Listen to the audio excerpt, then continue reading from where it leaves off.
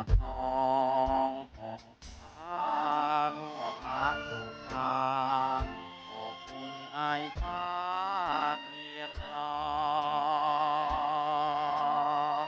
เรื่องดูงามอารามหนอมวลไม้อยู่ชอบอยู่บ่อร้วนอ่างตะลางตาออกทานเต่าอันเจ้าเอ๋ยรุ่งเช้าเจ้าเอ๋ยออกทางพึ่งเชยอุตสาห์โลกพันหรือตื่นจากห่วงนิทราแห่งใจเริงรานเมื่อตาคงหมุนอุทานวัดวารามว่าเขตที่งามเหลืองอามยามมองใกล้ไกลที่อ่อนตรงอันสดใสสัตว์ไทยให้งดบาปตั้งเกิดคุณจะรุ่งแล้วรวบแฟนเลิศแล้วอันไม่แล้วเพื่อนเอ๋ยตื่นมาเสียจากกิเลสเอ๋ยลื่นเสือเอ๋ยมาชมเชยแสงแห่งวัดวารามว่าเขตนิทานเหลืองงามยามมองใกล้กลางที่วอนตรงอันสดใสบอกโปรดสัตว์ไปให้พ้นบาปกรรมเอ่ยรู้จะรู้แล้วทั่วแคว้นเลิศแล้วสู่บ้านใหม่แล้วเพื่อนเอ๋ยตื่นมาเสียจากกิเลสนั้นเอ๋ยเสือเอ๋ยออกมาชมเชยแสงแห่ง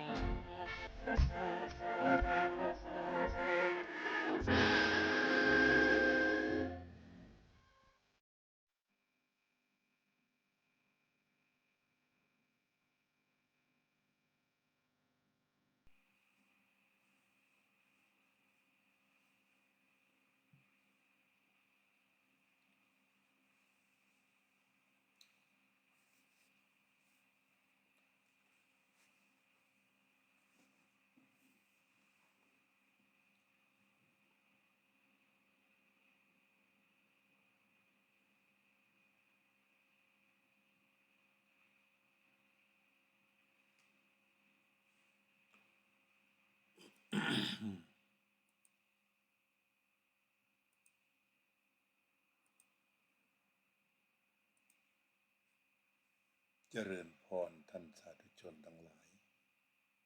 รายการธรรมทานจากวัดพุทธปัญญาเมืองพโมนารัฐแคลิฟอร์เนียประเทศสหรัฐอเมริกามาพบกับท่านผู้ฟังท่านผู้ชมอีกวาระหนึ่งรายการธรรมทานจากวัดพุทธปัญญาวันนี้ได้นำเอาเรื่องราวสาระความเป็นไปเป็นมาของงานช่วยน้ำท่วมก็คงจะเก็บตกอะไรบางสิ่งบางอย่างมากล่าวตอนนี้อาจจะเรียกกันว่าเก็บตกเพราะพอน้ำเริ่มลดก็ลดลงอย่างรวดเร็วจากการที่ท่วมถึงหลังคาตอนนี้หลายจุดเห็นว่าสามารถที่จะเดินกันได้น้ำเทียมหน้าแข้งก็มีเยอะประมาณหน้าอกก็มีการลำเลียงอาหารเห็นหลายท่านนำโฟมมาทำในรูปแพ ใช้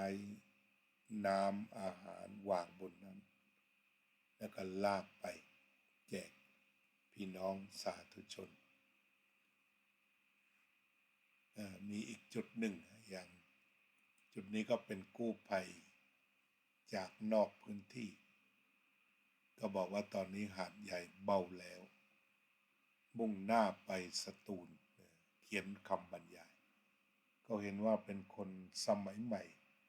คนรุ่นใหม่เด็กหนุ่มมีกำลังแต่ว่าในภายในเขาคือมีน้ำใจตรงนี้เหตุการณ์น้ำท่วมตรงนี้สิ่งที่เราได้มหาศาลก็คือน้ำใจของคนไทยยังเหลือล้นแล้วก็คนไทยเสียสละจริงๆทุ่มเททั้งกายใจเพื่อผู้อื่นได้ไม่เหน็ดเหนื่อยแต่ประการใดแต่น้องที่บ้านน้องที่กลุ่มนี้ก็เตรียมตัวกันแล้วที่จะไปสตูลเรียกว่าร้านรวงต่างๆตอนนี้ก็ลำบากหน่อยต่อมาก็จะเอาภาพดีๆไปให้ท่านภาพนี้เป็นสภ.พังงาทุกคนก็รู้จักท่านชื่อว่าท่านปิยะอยู่จังหวัดพังงาอยู่บางเสียบไม่ว่าจะเป็นโควิดหรือเป็นภัยอื่นท่านออกมาช่วยเต็มที่ท่านเป็นนักเทศดังแล้วก็เที่ยวนี้จากทีมพังงาก็ออกกันไปหลายรถเช่นเดียวกันก็มุ่งหน้าไปตั้งครัวอยู่ที่หาดใหญ่อีกครัวหนึ่งเหมือนกัน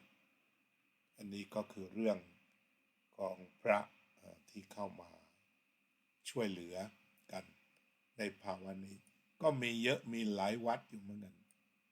อย่างหลวงพี่จ้อยหรืออะไรที่คลังจากอยุธยาที่ท่านรดน้ำมนต์เก่งๆก็เอาเจ็ตสกี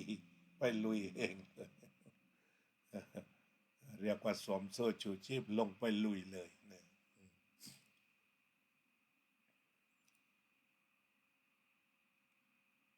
ก็เอาภาพที่พอหาได้แล้วก็คุยไปเรื่อยๆจากในสื่อนี่แหละนะในภาพนี้พาณิชย์กลุ่มนี้ก็มีคำบรรยายว่าป้ายคำบรรยายนี้ไม่ทราบวางไว้ที่ไหนแต่นี้ก็เป็นกลุ่มของทางสมเด็จพระมหาธีราจารย์ผู้สมัยก่อนเป็นผู้ดูแลพระธรรมทูตสายต่างประเทศก็เรียกว่านี้เป็นทีมสมเด็จทีมของพระสมเด็จหนเหนือกับหนใต้แล้วก็พระธรรมทูตสายอินเดียคำบรรยายหลายภาพเป็นอย่างนั้นอันนี้นำมาภาพหนึ่งองค์นั้นก็คือพระช่วยผัดไปเลยอันนั้นพระใส่อังสะช่วยผัดข้าวแล้วก็ออกไปเดินแจกอันนี้ก็รายการพระช่วยต่อมาก็มีมาไม่กี่ภาพก็พอจะได้คุยกันน่าประทับใจแม่โจ้กู้ภัยแม่โจ้สู้สุดใจช่วยหาดใหญ่แม้มีกระแสถูกชาวบ้านไล่แต่จะไม่ถอดกำลังยันไม่มีอะไรลบล้างความตั้งใจที่ขับรถมา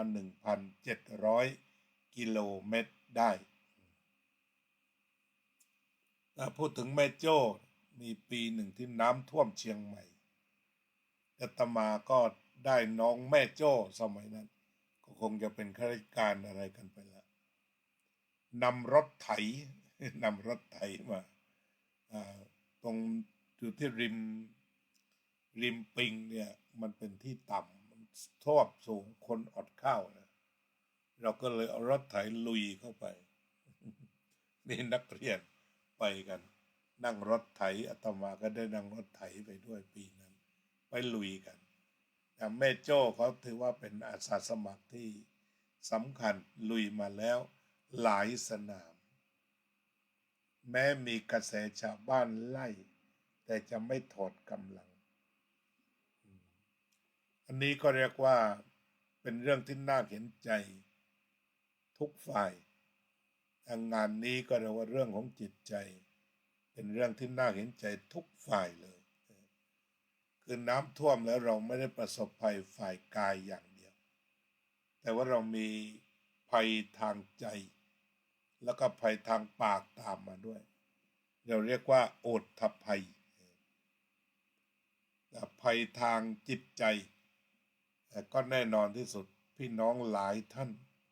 ต้องแช่น้ำอยู่เป็นเวลาสัก3 วันหรือว่านานๆพอเจอคนก็อยากให้ช่วยถ้าไม่ได้ช่วยทันทีก็รู้สึกว่ามันก็เสียอกเสียใจหงุดหงิดก็อาจจะแสดงอาการก้าวร้าวออกมาบ้างอันนี้คือมองอย่างน่าเห็นใจฝ่ายกู้ภัยก็เหมือนกันก็ทราบว่าทุกคนอยากจะช่วยทุกคนแต่เวลาที่เขาจะออกไปนั้นเขาก็บอกว่ารับฟังข่าวแล้วรู้ว่าใครลำบากสุดตรงนี้เขาก็กลั่นกันเหมือนกันแล้วก็ไล่ไปตามลำดับแต่จะช่วยทุกคนแต่เนื่องจากการสื่อสารเข้าถึงกันไม่ได้ก็เลยเกิดอาการบางทีก็ด่าว่าเอา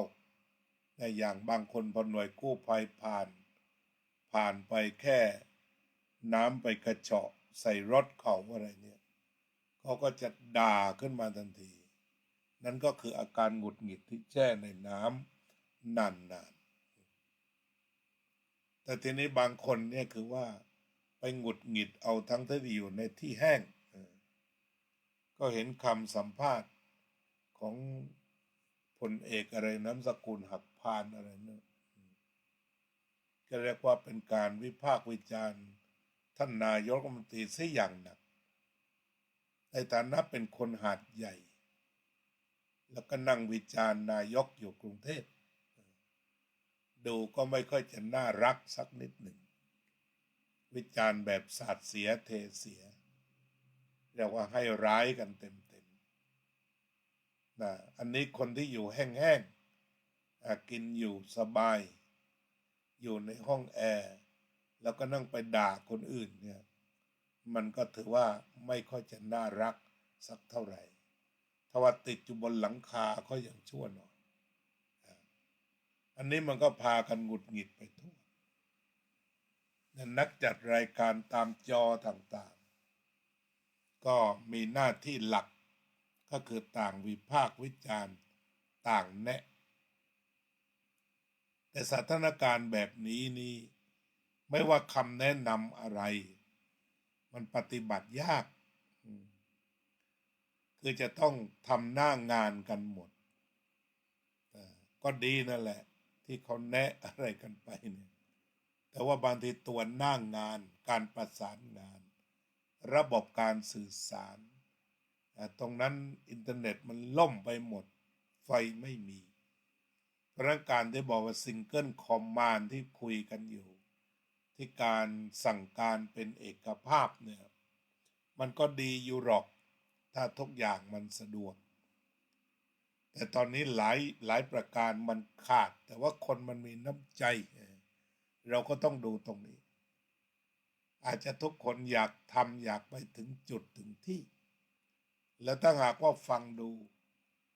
ฝั่งรัฐบาลก็ตั้งหน่วยตั้งกองบัญชาการกันตามสมควรแต่เพียงแต่ว่าเรื่องที่เราบริหารกันน้อยก็คือเรื่องจิตวิทยาซึ่งทุกคนควรจะเป็นกำลังใจแก่กันแนะนำด้วยความเมตตาแต่ว่าไม่ควรจะไปตัดสินหรือใช้คำที่แรงเช่นคำว่าล้มเหลวโดยสิ้นเชิงเนี่ยคำนี้ก็เรียกว่าคนพูดก็ล้มเหลวโดยสิ้นเชิงเพราะว่าก็ช่วยคนได้เยอะช่วยได้มากช่วยได้หลายแบบไม่ว่าจะเป็นที่พักพิงอาหารซึ่งพี่น้องหลั่งไหลกันมาก็แก้ปัญหากันไปอาจจะเข้าถึงที่ยากเพราะน้ำมันล้อมไปหมดแต่ถ้าเราฟังคนปฏิบัติงานอย่างนี้จะเห็นเลย หรือว่าของที่ลำเลียงตอนที่มันแรงๆก็ไปติดกันกลางทางเป็นแถวก็เห็นไหมรถเต็มไปหมดเลยคือมันเคลื่อนไม่ได้อย่างนั้นทีนี้ก็จะเห็นได้ว่าทางรัฐบาลก็พยายามจะหาทางแหละมีทางไหนก็ช่วยเต็มเหนียวนะอันนั้นอาตมาก็คิดว่าคำแนะนำเป็นเรื่องที่ดี แต่ว่าการประณามหรือประจานกันในท่ามกลางแบบนี้เป็นเรื่องที่ไม่น่ารักแม้จะเสียงไม่เยอะเสียงคนไทยดีๆมีเยอะในอย่างน้องแม่โจ้ไปอดทนถูกด่าต่อหน้าไม่ใช่ทางสื่อนะ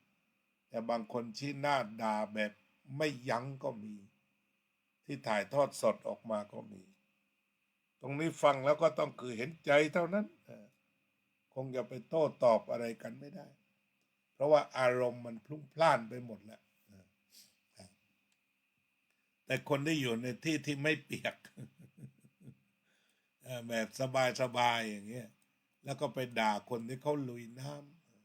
ำซึ่งมันไม่ได้ผิดอะไรหรอกนายกก็เป็นทั้งนายกเป็นรัฐมนตรีมหาดไทยก็ไปนั่งประชุมนั่นแหละแล้วก็มีโอกาสก็เดินเข้าไป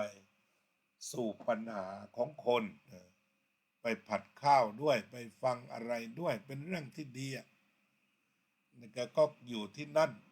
นอกจากมีงานใหญ่อย่างมาประชุมที่กระทรวงการคลังอย่างนี้ก็มีมาตรการหลายๆอย่างออกไปเช่นจะมีดอกเบี้ยศูนย์สำหรับผู้ที่กู้เงินไปบูรณะปฏิสังขรณ์ก็มีการประเมินกว้างๆอย่างนี้ว่าเสียหาย10,000 ล้านคนครึ่งแสนเดือดร้อนอันนี้ก็คือเรื่องจริงทีนี้ก็ได้ทราบแล้วที่กระทรวงการคลังให้จังหวัดสามารถจ่ายทดลองได้คือ100 ล้านซึ่งตรงนี้อาตมาคิดว่าน้อยไปทุกจังหวัดละ100 ล้านเนี่ยก็ถือว่าน้อยจริง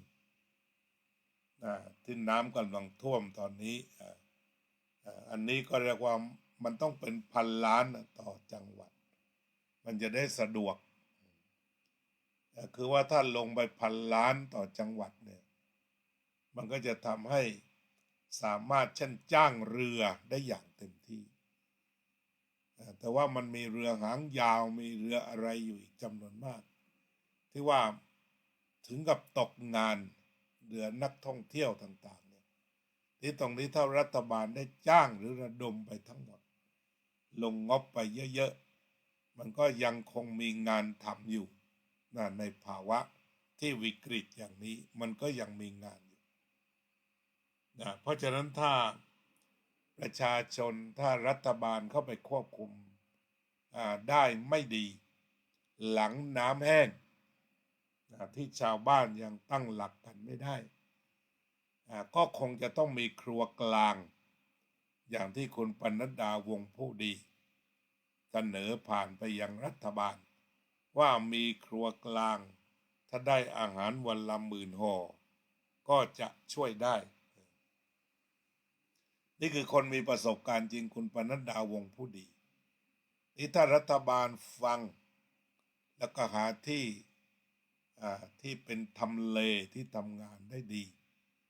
ก็ใส่งบลงไปไม่ต้องคุณปนัดดาและใครก็ควักทุนเองกันแล้วใส่งบลงไปขนอุปกรณ์ข้าวสุกข้าวสารเครื่องปรุงวางไว้เลยแต่นี้ตอนนี้หมายความว่าทุกคนช่วยกันหมดช่วยกันแล้วหมดไปด้วยกันเนี่ยหลายๆคนที่อยู่นครอยู่แถวพัทลุงบางส่วนก็ช่วยกันผัดข้าวช่วยกันทำข้าวห่อไปช่วยถึงที่นั้นแต่ว่าเอกชนเนี่ยประชาชนทั่วไปมันมีงบประมาณจำกัดงานไม่ได้ทำแล้วก็ต้องจ่ายวันละหลายหมื่นมันก็หมดไวซึ่งงานตรงนี้แหละรัฐบาลตั้งตัวได้ก็จะต้องไปทำครัวกลางขึ้นมา อย่างด่วนอย่างรีบด่วนคือประชาชนช่วยกันนั้นวิเศษแล้วคือน้ำใจประชาชนต้องเก็บไว้ละตรงนี้แต่ว่าความมีน้ำใจและอาสาส่วนทุนต้องเป็นของรัฐแล้วล่ะถ้ารัฐตั้งหลักได้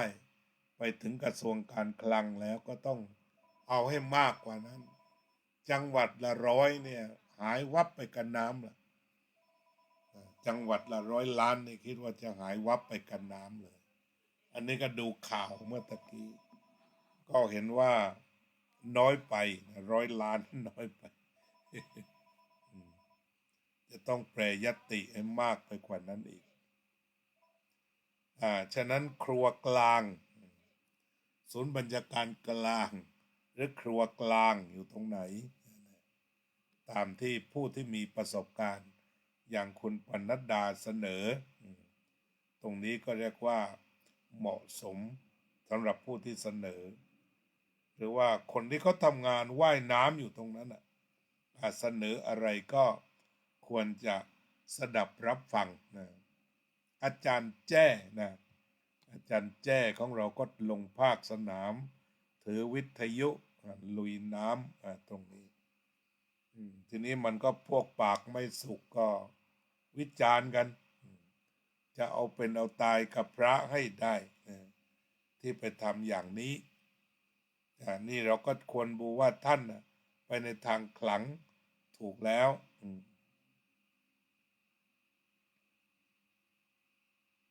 แล้วก็เอาเงินพวกนี้มาช่วยชาวบ้านมาช่วยประชาชนเราก็ต้องยอมรับแหละว่าท่านทำดีก็คือดี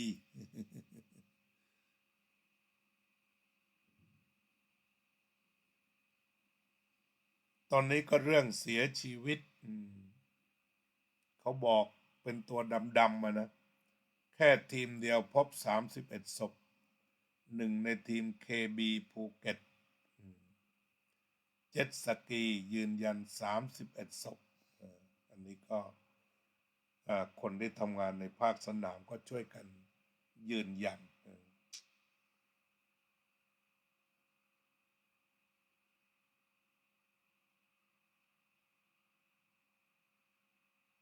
ตอนนี้ก็น้ำแห้งคนก็อยู่ในสภาพสิ้นเนื้อประดาตัวซึ่งตรงนี้รัฐบาลก็ยังต้องทำงานหนักอีกต่อไปเพราะฉะนั้นที่คิดว่าจังหวัดละ100 ล้านนี่คือน้อยไปจริงๆสำหรับที่จะฟื้นฟูปฏิสังขรณ์ในความเป็นจริงแล้วรัฐบาลก็ควรจะเช็คบิลไปตามนั้นเช่นแต่ละบ้านเนี่ยเสียหายเท่าไหร่ก็ให้เขาเบิกไปตามนั้นเพราะว่าข้อดีถ้ารัฐบาลให้เบิกได้ในการซ่อมแซมบ้านเนี่ยก็คือการได้กระตุ้นเศรษฐกิจหลังน้ำท่วมอย่างเต็มที่กล่าวคือไม่ต้องคนละครึ่งแล้วจ่ายไปเลยรัฐเอามาจ่ายไปเลยได้กระตุ้นเศรษฐกิจแต่ที่ถ้าทำได้ขนาดนั้น10,000 ล้านก็จะกลับมาโดยไวถ้าปฏิสังขรณ์โดยเร็วซ่อมแซมโดยเร็วเงินถึงหรือว่าอาจจะครึ่งหนึ่งตามบิลก็สุดแล้วแต่ก็ดูสถานะประชาชนแต่ก็เสียหายเยอะครัวละ9,000คงจะไม่พอแน่นอนอันนี้นั่งมองดูแล้วว่าเกิน9,000ดีกว่าคือเช็คไปตามความเป็นจริงแล้วบางคนบอกไม่มีเงินอะไรเงินมีเงินกลางงบกลางมันมีอยู่แล้วเงินที่เอามาใช้ก็เดี๋ยวก็เข้าคลังอีกไม่ได้มาหายกับน้ำที่ไหนล่ะให้ดูระบบหมุนเวียนระบบกระตุ้นเศรษฐกิจนี่นี่ฝั่งรัฐบาลก็ทำไปแล้วที่ทำมาก็ถือว่าดีทั้งหมดแล้วกันประชาชนมีน้ำใจที่ดีทั้งหมดก็แล้วกันตอนนี้สิ่งที่จะต้องทำกันโดยด่วนคือการช่วยเหลือความเดือดร้อนหลังน้ำท่วมแล้วก็เป็นไปได้ไหมที่จะทำทาง เชิงจิตใจอย่างไรกันบ้างเรื่องที่ทำให้จิตใจเย็นลงเราจะทำยังไงซึ่งจะต้องลองดูซิฝ่ายสงฆ์หรือฝ่ายด้านจิตวิทยารัฐบาลจะช่วยยังไงแต่ตอนนี้อาการทางจิตใจก็ย่ำแย่พอๆกันนั่นก็คือจะต้องคำนึงถึงเช่นกันลามมาถึงคนจัดรายการทั้งหลายบางคนพูดเป็นบ้าเลยก็มีคือพูดไปเหมือนคนบ้าเลยก็มีคืออาการไปหนักแม้แต่ว่าไม่ได้โดนน้ำท่วมกินอิ่มนอนหลับขายของอยู่นี่แหละแต่ว่ามันจี๊ดขึ้นมาถึงกับด่าสาดเสียแต่เสียฟังไม่ได้ทั้งหยาบทั้งคายอันนี้ก็คืออาการที่เกิดขึ้นโดยทั่วไปอันเป็นผลกระทบจากน้ำท่วมฉะนั้นน้ำท่วมคราวนี้ข้อดีก็คือว่าทุกน้ำใจไหลเต็มที่ช่วยเหลือกันโดยด่วนทุกวันนี้ก็ยังช่วยกันอยู่ในทุกจุดของประเทศอันนี้ก็อนุโมทนานี่คือความดีที่มากันน้ำแต่ว่าสิ่งที่ไม่ดีก็คือพากันเครียดสิ่งที่น่าเป็นห่วงก็คือเครียดกันทั้งประเทศตรงนี้ทำยังไง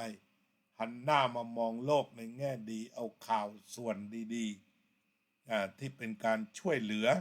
เป็นการสะท้อนความการุณาเอามากล่าวกันอะไรที่ร้ายๆซึ่งมีไม่มากก็ปล่อยไปกับน้ำบ้างก็ได้เพราะนั้นสิ่งที่ฟื้นฟูบ้านเรือนอย่างเดียวไม่ได้จิตใจด้วยเพราะว่าคนทุกคนกองเชียร์ก็ตามคนที่แนะก็ตามอันนี้อาการทางจิตไปก่อนแล้วต่อจากนั้นคนในพื้นที่ที่อยู่ท่ามกลางความวังเวงความวังเวงไม่รู้ว่าจะเริ่มต้นชีวิตใหม่ตรงไหนอย่างไรการทำมาค้าขายก็จบสิ้นเพราะว่าน้ำมันเอาไปทุกสิ่งทุกอย่างฉะนั้นประเด็นนี้การฟื้นฟูทางจิตใจให้ตั้งจิตใจได้ซะก่อนคือมันเสียอะไรไปหมดแล้วแต่ใจอย่าให้สลายตามไปเก็บใจกันไว้ซึ่งงานนี้ทางคณะสงฆ์ว่าไงเจ้าคณะหนใต้ว่าอย่างไรเจ้าคณะภาค16 18ว่าอย่างไรเนี่ย2 ภาคนี้เต็มอาจจะมีวิธีการเข้าไปฟื้นฟูจิตใจไหมน้ำแห้งแล้วพระก็เข้าไปแล้วก็ศพอยู่ที่รอทำศพซึ่งตรงนี้ทางวัดต่างๆก็คงจะมีบทบาทเตรียมรับศพให้เจ้าภาพสบายใจคือไม่ปล่อยเขาต้องมีความทุกข์วิตกกังวล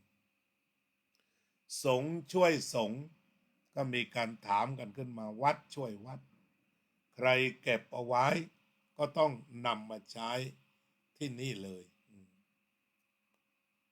โยมกัลยาบอกว่าพักพระอาจารย์สุชาติฝากอนุโมทนาบุญญาติโยมทุกท่านชาววัดพุทธปัญญามีน้ำใจส่งไปด้วยทีมครัวมะขามเท่า3 รอบใช่ไหมคุณโยมคุณโยมกัลยารายงานหน่อยรอบ1ทราบกันแล้วรอบ2แล้วก็รอบ3อีกตัวเลขคร่าวๆรอบ2ก็คือ 20,000 กว่าบาทใช่ไหมแล้วก็รอบ3อีก 6,000 กว่าก็ได้เห็นตัวเลขกลมๆน้ำใจจากไทยลอสแองเจลิสน้ำใจจากไทยพอโมนาแล้วแต่หลายคนก็เป็นนั้นว่าอยู่ทั่วโลกห่วงใหญ่สำหรับทางวัดพุทธปัญญานั้นก็เป็นซิงเกิลโดเนชั่นแบบที่เขาพูดคำยอดฮิตซิงเกิลคอมมานด์เนี่ยทางนี้เป็นซิงเกิลโดเนชั่นไปวัดมะขามเท่าจุดเดียวไปวัดมะขามเท่าจุดเดียวได้ไปบรรเทาสาธารณภัย แก่ท่านสาธุชนที่กำลังลำบากคงจะอีกหลายวันเราอย่าคิดว่าน้ำหยุดท่วมแล้วจะตั้งหลักได้หม้อเตาแก๊สอะไรต่างๆในการเริ่มต้นชีวิตใหม่นี่หนักนั้นหน่วยราชการทุกหน่วยก็จะต้องมาช่วยกันในอย่างหนึ่งกฎหมายกกต.บางอย่างทำยังไงจะบรรเทาไว้ก่อนนั่นก็คือส่วนใหญ่พวกนักการเมืองนี้ก็ใจปั้มใจถึงชอบแจกของประชาชนแจกของ โดยเฉพาะในช่วงนี้ก็ควรจะทำยังไงให้นักการเมืองเขาแจกของได้เต็มที่ เพราะว่าถ้าเขาแจกจริงเขามีอยู่ส่วนมากนักการเมืองท้องถิ่นจะร่ำรวยแล้วก็พอจะมีของมาแจกอย่างในหาดใหญ่สงขลาเนี่ย9 คนก็ล้วนแต่คนรวยทั้งนั้นเพราะฉะนั้นถ้าปล่อยไม่ไล่ตามล่าว่าผิดกฎกกต.ก็จะทำให้เขาทำงานได้เต็มที่ทั้งนี้ไม่ได้หมายความว่าไม่ให้จับซื้อเสียงก็ขอให้กกต.ใช้วิจารณญาณนิดหนึ่งว่าเขาซื้อเสียงหรือว่าช่วยประชาชนตรงนี้ดูให้ดีดูให้ชัดเจนอย่าไปใช้ตรรกะมากนักคิดเอาเองมากนักตอนนี้ก็ช่วยก็คือช่วยให้เงินก็ให้เงินให้เข้าของก็คือเข้าของให้ไปเปิดโอกาสให้เขาทำบุญซะก่อนอันนี้ก็คือที่กกต.มาขยับใครแจกแล้วจะโดนจับทันทีเราก็หมดทรัพยากรไปเยอะเลยทุนสังคมหายไปเยอะเลยถ้าไม่ให้สสแจกตังค์ได้แม่สสดูแลคนน้ำท่วมในภาวะเพิ่งฟื้นฟูถ้าว่าไม่อยากให้เข้าไปยุ่งรัฐต้องลงงบเยอะๆได้อยู่เพราะฉะนั้นเวลาทำอะไรให้มันเข้ากันหน่อยให้มันเป็นอิทัปปัจจยตาหน่อยนั่นหมายความว่านักการเมืองไม่ต้องออกเงินนักการเมืองไม่ต้องออกเข้าหอแต่รัฐจะต้องออกเต็มร้อยถ้าเป็นแบบนั้นก็หมดปัญหาไปเพราะฉะนั้นเราจะเป็นจะต้องเปิดช่องน้ำใจเอาไว้บ้างในการที่จะดำเนินการหรือว่ากระทำสิ่งใดๆวันนี้ก็คงจะสรุปความเสียหายสรุปงานไว้เพียงแค่นี้เราก็จะนั่งสมาธิอุทิศความดีทั้งหมดเป็นกำลังใจแก่พี่น้องชาวทุกจังหวัดภาคใต้ที่เจอน้ำท่วมกันขนาดหนักตอนนี้ในจังหวัดอื่นเช่นจังหวัดสตูลก็ยังต้องเจอหนักจังหวัดปัตตานีซึ่งน้ำยังไม่ทันแห้งทั้งหมดน้ำแห้งแล้วช่วงปฏิสังขรณ์ซ่อมแซมเป็นเรื่องยากฉะนั้นคนไทยไม่ทิ้งกันเป็นความจริงอาจจะมีอะไรขัดแย้งกันบ้างเห็นไม่ตรงกันบ้างลอยกับสายน้ำไม่ถือมาเป็นเรื่องเป็นราวอะไรแต่ประการใดเราทำสมาธิด้วยกันส่งกำลังใจอุทิศส่วนกุศลแก่ผู้ล่วงลับไปแล้วด้วย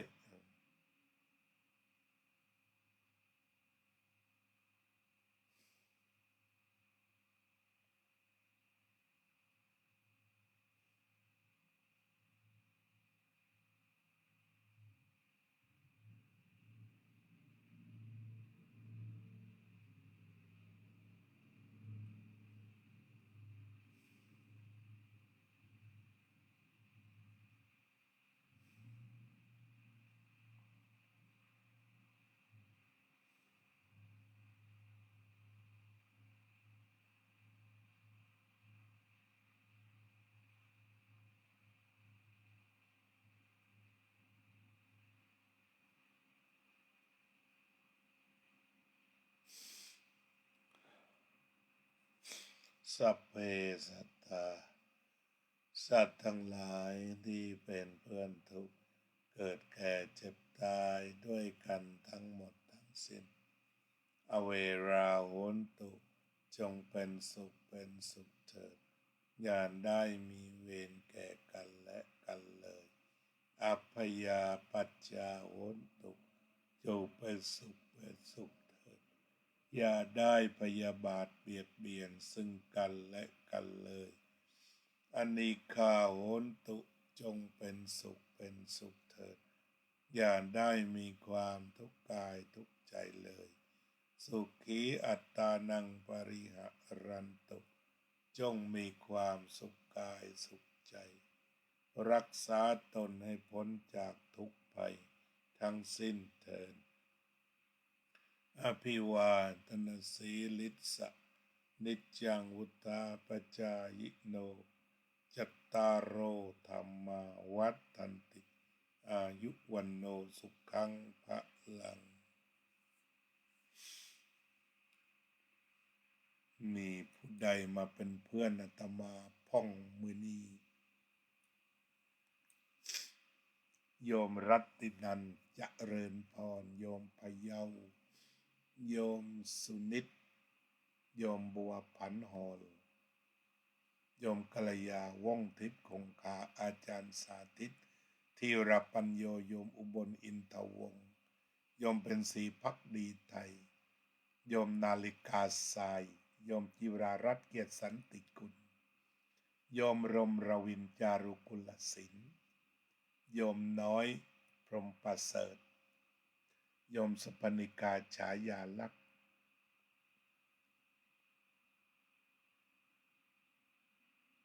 โยมนพรัตน์บุญกอบเจริญพรขอบคุณทุกท่านที่มาร่วมรายการเผยแผ่พระธรรมกันขอทุกท่านอยู่เย็นเป็นสุขอยู่สุขเย็นใจปลอดภัยในที่ทุกสถานในการทุกเมื่อเถิด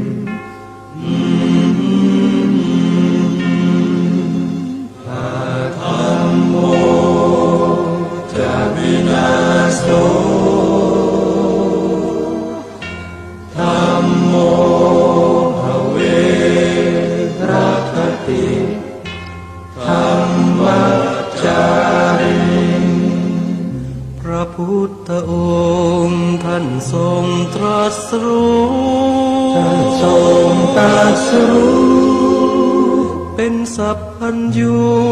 ตรัสสอนความจริงว่าธรรมะย่อมชนะทุกสิ่งเป็นที่พึงพิงแก่ผู้ประพฤติชอบธรรมธัมโมจะวินาโสธัมโมภเวรัคติธัมมัจจาริงอำนาจใดๆก็ตามย่อมถึงความพินาศถ้าขาดธรรมะประจำไม่มีใครอยู่ค้ำฟ้าเราต่างเกิดมาใช้กันจงอยู่ในศีลในธรรม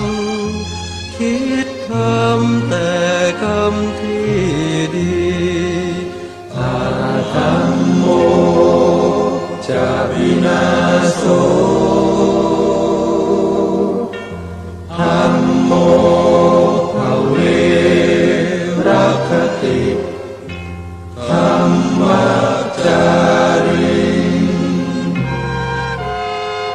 ำส่องสว่างสู่ทางสุขสีคำจุนโลกนี้นิรันดร์อาธรรมโม